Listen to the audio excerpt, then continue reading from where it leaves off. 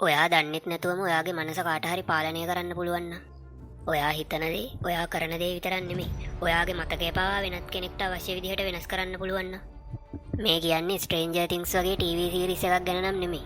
මේක ඇමරිකාවේ CIA ආයතනය විසින් අවුරුදු 20ක් තිස්සේ සාමාන්‍ය මිනිස්සු යොදාගෙන කරපු අතිශය අමානුෂික සැබෑ රහස් මෙහෙයුමක්. අද අපි කතා කරන්නේ ලෝකයේ සිද්ධ වෙච්ච භයානකම මනෝවිද්‍යාත්මක පරීක්ෂණයක් ගැන. ඒ තමයි ප්‍රොජෙක්ට් MK අල්ට්‍රා. 1950 දශකය ඇමරිකාව සහ සෝවියට් සංගමය අතර සීතල යුද්ධයේ උපරිමයටම ඇවිලලා තිබුණු කාලය. ඒ කාලේ CIA එකට ලොකු බයක් තිබුණා සෝවියට් සංගමය සහ චීනය විසින් ඇමරිකානු සිරකරුවන්ගේ මනස පාලනය කරන්න යම් රහස් තාක්ෂණයක් පාවිච්චි කරනවා කියලා. ඉතින් ඇමරිකාවේ CIA එකට ඕනි වුණා සතුරට වඩා ඉදිරියෙන් ඉන්න. ඒ නිසා 1953 දී CIA එක MK අල්ට්‍රා ව්‍යාපෘතිය ආරම්භ කරනවා. මේකේ ප්‍රධාන අරමුණ උනේ මිනිස් මනස නැවත වැඩසටහන් කරලා ඔවුන්ගෙන් බලහත්කාරයෙන් තොරතුරු ලබා ගන්න, මතකය නැති කරන්න, මනස පාලනය කරන්න වගේ දේවල් කරන්න පුළුවන් රසායනික ක්‍රම සොයා ගැනීම. උපව්‍යාපෘති 149කින් විතර සමන්විත වෙච්ච මේ මාරක පරීක්ෂණයට දහස් ගණන් ඇමරිකානු සහ කැනඩා පුරවැසියෝ යොදාගත්තා. හැබැයි බියකරුම දේ තමයි මේ මිනිස්සු මේ පරීක්ෂණයට තමන්ව යොදා ගන්නවා කියලා දැනගෙන හිටියවත් නැහැ.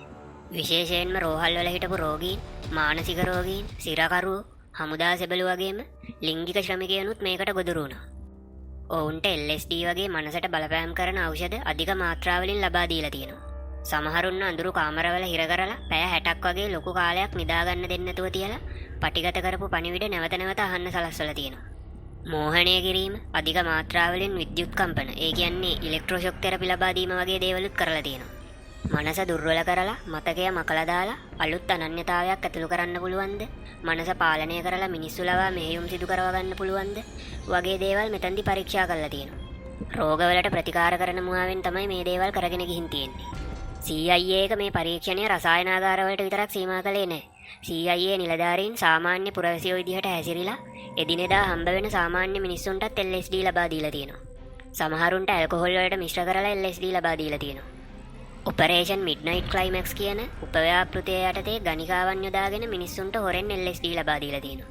ඊට පස්සේ ඔවුන් හැසිරෙන ආකාරය CIA නිලධාරීන් රහසිගතව නිරීක්ෂණය කරලා තියෙනවා.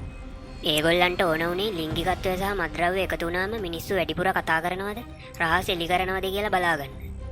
පරීක්ෂණ අතරතුරේදී CIA එකේම විද්‍යාඥයෙක් වුණු ෆ්‍රෑන්ක් කොල්සන්ටත් ඔහු නොදැනුවත්වම LSD ලබා දීලා තියෙනවා. පස්සේ ඔහු අභිරහස් විදිහට හොටෙල් එකක ජනේලකින් වැටිලා මිය යනවා. මේක සියදිවි විනාශා ගැනීමක් විදිහට නම් කළත් ෆ්‍රෑන්ක්ගේ පවුලේ අය මේකට විරුද්ධව CIA එකට චෝදනා කරලා තියෙනවා. පස්සේ ඇමරිකානු රජය ඩොලර් 7,50,000ක වන්දියක් ගෙවලා මේක සමතයටපත් කරා කියලා සඳහන් වෙනවා. මේ ව්‍යාපෘතිය 68 වෙනි උපව්‍යාපෘතිය ක්‍රියාත්මක වුණේ කැනඩාවේ ඇලන් මෙමෝරියල් රෝහලේදී. මේකේ ප්‍රධානියා වුණේ වෛද්‍ය ඩොනල්ඩ් යුවින් කැමරන්. රෝගීන් යොදාගෙන කරන පරීක්ෂණවලට අමතරව කැමරන් රජයේ උසස් නිලධාරීන් ලිංගික කටයුතු වල දෙන්න සලස්වලා ඒවා පටිගත කරලා තියෙනවා. පස්සේ ඒවා පාවිච්චි කරලා ඔවුන්ව බ්ලැක්මේල් කරලා මුදල් ලබා ගැනීම, මේ ව්‍යාපෘතියට දිගටම ඔවුන්ගේ සහාය ලබා ගැනීම වගේ දේවල් කරලා තියෙනවා. මේ ව්‍යාපෘතිය ගැන තොරතුරු ඔවුන්ගෙන් පිට වෙන එක නවත්තන්නත් මේ පටිගත කිරීම යොදාගෙන තියෙනවා. මේ දේවල් වලට ළමයින්ව පවා යොදාගත්තා කියලා සඳහන් වෙනවා. Taman මේ වැඩ කරන්නේ CIA එකට කියලා කැමරන්වත් දැනන් හිටියේ නැහැ කියලා සමහර තැන්වල සඳහන් වෙනවා. Society for the Investigation of Human Ecology කියලා ආයතනයකින් මේ ව්‍යාපෘතිය Taman ලවා කරන්න යනවා කියලා තමයි කැමරන් හිතන් ඉඳලා තියෙන්නේ. කොහොම හරි පස්සේ කාලෙකදී කැනඩා රජයෙන් මේ ඇලන් මෙමෝරියල් රෝහලේ ඒ කාලේ හිටපු වින්දිත රෝගීන්ට වන්දි ලබා දීලා තියෙනවා. අවසානයේදී 1973 දී මේ ව්‍යාපෘතිය නතර කරනවා. මේකේ තිබ්බ නීති විරෝධී සහ සදාචාර විරෝධී බව නිසාම මේක ලෝකෙට හෙළිදරව් වෙයි කියන බයට එවකට CIA අධ්‍යක්ෂ රිචඩ් හෙල්ම්ස් මේ ව්‍යාපෘතියට අදාළ සියලුම වාර්තා විනාශ කරන්න අණදෙනවා.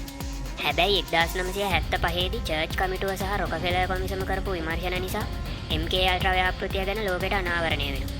අහම්බෙන් බේරුණු ලේඛන කිහිපයක් නිසා 1975 දී මේ භයානක ව්‍යාපෘතිය ගැන ඇත්ත ලෝකයට එළි වෙනවා. මේ MK අල්ට්‍රා ව්‍යාපෘතිය ගැන වෝම්වුඩ් කියන නමින් වාර්තා වැඩසටහනකුත් නිර්මාණය වෙලා තියෙනවා 2017 දී. ඇමරිකන් අල්ට්‍රා, ද කිලිං රූම් වගේ චිත්‍රපටිත් මේ ව්‍යාපෘතිය පාදක කරගෙන නිර්මාණය වෙලා තියෙනවා.